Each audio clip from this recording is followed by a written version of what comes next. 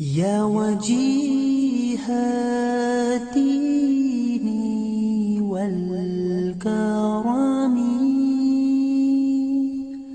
وحليف العلم والحكم افتؤمنون ببعض الکتاب وتکفرون ببعض، کیا تم لوگ کتاب کے یا احکامات کے ایک حصے کو مانتے ہو اور ایک حصے کو نہیں مانتے؟ فما جزاء من یفعل ذلک منکم، تو نہیں ہے کوئی سزا اس کی جو یہ حرکت کر رہے ہیں آپ لوگ، الا خزی فی الحیات الدنیا، سوائے ذلت رسوائی کے دنیا کی زندگی میں، وَيَوْمَ الْقِيَامَةِ يُرَدُّونَ إِلَىٰ أَشَدِّ الْعَذَابِ، اور قیامت کے دن لوٹا دیے جائیں گے شدید ترین عذاب کی طرف۔ وَمَا اللَّهُ بِغَافِلٍ عَمَّا تَعْمَلُونَ، اور اللہ رب العزت کی ذات غافل نہیں ہے ہر اس چیز سے جو ہم لوگ کر رہے ہیں یا آپ لوگ کر رہے ہیں۔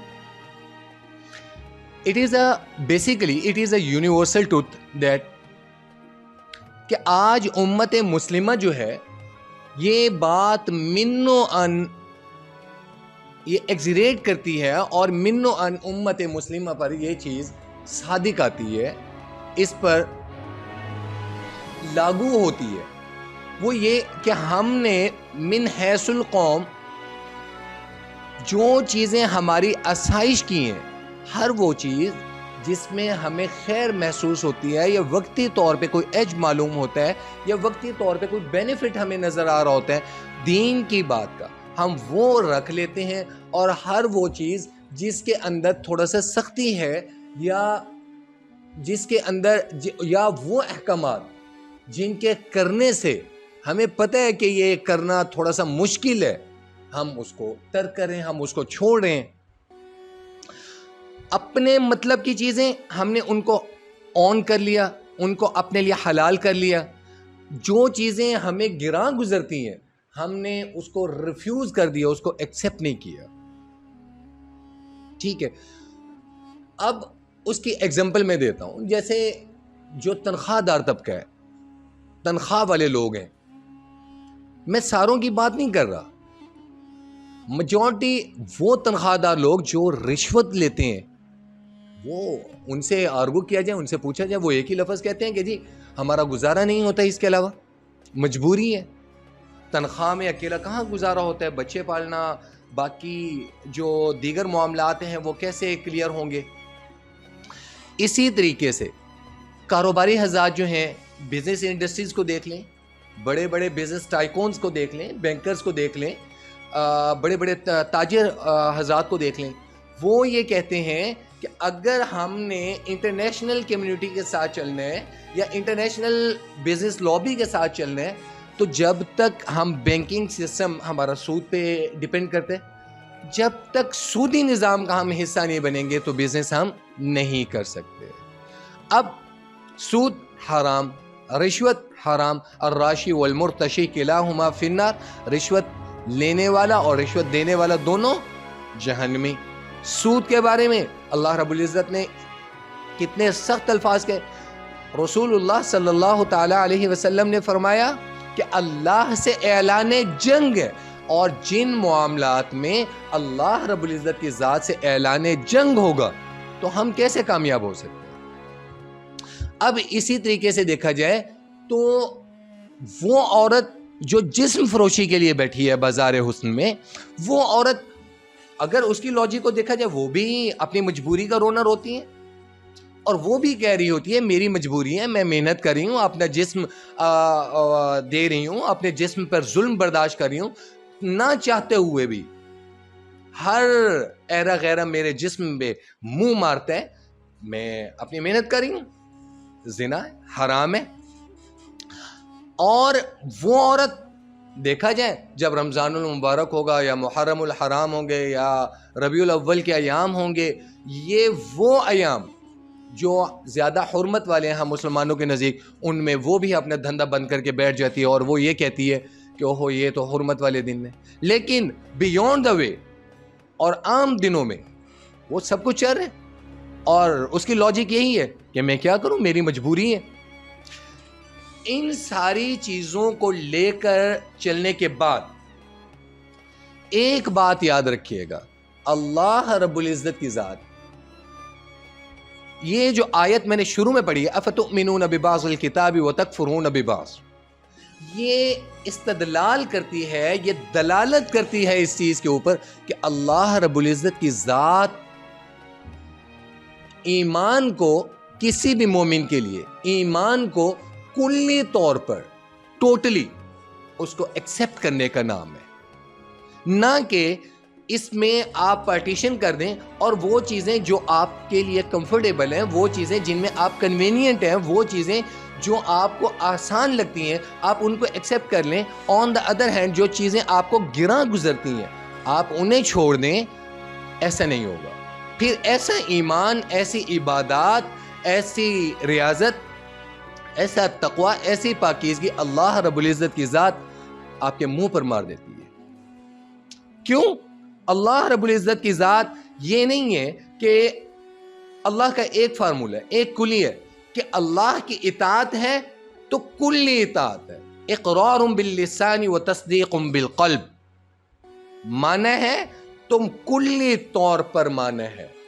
اور اسی طریقے سے یہ نہیں ہوگا کہ ہم اس کو ڈیوائیڈ کر دیں گے یا ہم اس کو جزوی طور پر جو چیزیں ہمیں اچھی لگ رہی ہیں ہم ان کو ایکسیپٹ کریں گے, ادروائز ہم کہیں گے نہیں.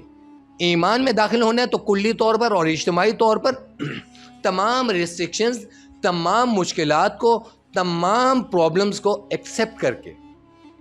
دین ہے ہی مشکلات کا نام.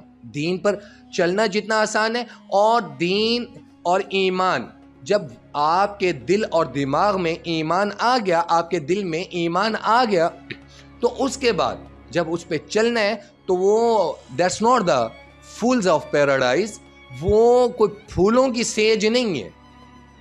اگر اس چیز کو دیکھنا ہے تو سیدنا بلال سے دیکھیں, حضرت سمیہ, حضرت ان کو دیکھیں کہ دین پر چلنا کتنا مشکل ہے. سب سے بڑی چیز مدنی کریم صلی اللہ تعالی علیہ وسلم کی زندگی کو دیکھیں تو کتنی مشکلات کا سامنا کیا. اسی طریقے سے اگر ہم اس چیز کو کلی طور پر ایکسیپٹ نہیں کریں گے تو پھر ایک بات یاد رکھیے گا, ضربت علیہم الذلۃ والمسکنہ, یہ آیت بے شک آخرت کے لیے تھی لیکن دنیاوی طور پر بھی دیکھا جائے تو مسلمان ذلت دنیا کے سامنے, پوری دنیا میں مسلمان ضربت علیہم الذلۃ والمسکنہ کا مصداق بن چکے ہیں. ذلت اور رسوائی مسلمانوں کا من حیث القوم مقدر بن چکی ہے. وَمَا اللَّهُ بِغَافِلٍ عَمَّا تَعْمَلُونَ. Whatever we are doing, whatever you are doing, Allah knows that. کیوں؟ انما الاعمال بالنیات وانما لکل امرئ ما نوى. اللہ تو دلوں کے ارادے کو, اللہ وہ ارادوں کو بھی بھانپ لیتے ہیں. اللہ تو نیت پر بھی اجر عطا فرماتے ہیں. جب اللہ رب العزت کی ذات نیت اور ارادے کو بھانپ لیتی ہیں تو پھر اللہ کو کیا معلوم نہیں ہوگا کیا ان کا عمل جو ہے وہ کس نیت والا ہے, کس حقیقت والا ہے. اور اسی طریقے سے آپ دیکھیں کہ ایک سیٹ صاحب ہیں, ہر سال عمرے پہ جا رہے ہیں, ہر سال حج پہ جا رہے ہیں. آفٹر دیٹ اس نے کبھی اس چیز کو نہیں دیکھا کہ میں جس کمائی پہ حج پہ جا رہا ہوں یا عمرے پہ جا رہا ہوں کیا وہ میری حلال کی ہے یا حرام کی, کیا وہ میرا ایکسیپٹ ہے یا نہیں ہے. ہم یہ تو وہ بات ہو گئی نا کہ نہا دھو کر ہم بظاہری طور پر ہمارا جسم, ہمارے کپڑے تو پاک صاف ہو سکتے ہیں, من کی میل جو ہے, من جو ہے وہ باطل ہے. ٹھیک ہے.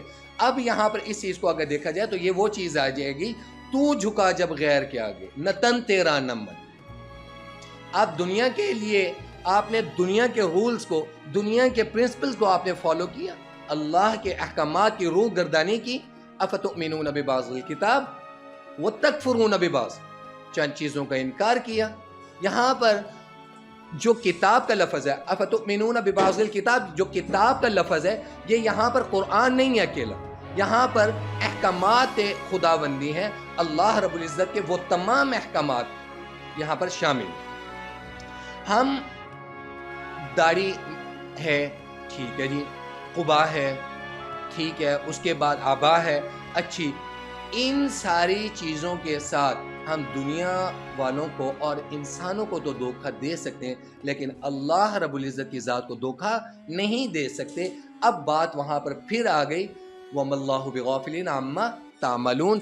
اب ایمان والا بھی ہوگا، بیسیکلی بظاہر جو دیکھا جائے ہے تو ایمان والا، اور ایمان ملا بھی ورثے میں، ماں باپ دادا جو مسلمان، یہ اہل ایمان سے مخاطب ہے۔ افتؤمنون،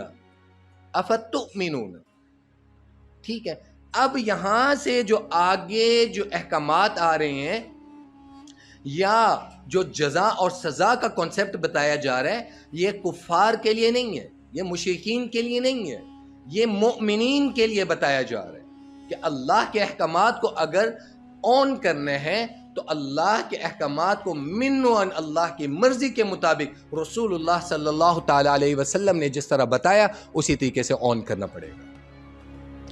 اولئک الذین اشتروا الحیات الدنیا بالآخرہ، یہ وہ لوگ ہیں جنہوں نے دنیا کی زندگی تو اختیار کر دی مگر شریعت کو چھوڑ دیا، اللہ کے کلام کو چھوڑ دیا، رسول اللہ صلی اللہ تعالی علیہ وسلم کی تعلیمات کو چھوڑ دیا، صحابہ رضوان اللہ تعالی علیہم اجمعین اور اہل بیت کے عملی نمونے کو چھوڑ دیا، ان کے پریکٹیکل کو چھوڑ دیا۔ فلا یخفف عنہم العذاب ولا هم ینصرون، سو اب نہ تو ان پر سے اللہ کا جو عذاب ہے وہ ہلکا کیا جائے گا اور وَلَا هُمْ يُنصَرُونَ، اور نہ ہی ان کی مدد کی جائے گی۔ اب اللہ رب العزت کی ذات نے وہ جس نیت کے ساتھ، جس مقصد کے ساتھ، جس چیز کے لیے اس نے سگل کیا، جس چیز کو آن کیا، بزنس میں سود کو آن کیا، تو اللہ نے پھر دنیا میں اور ان کا حساب اور ان کا محاسبہ سود والوں کے ساتھ کیا۔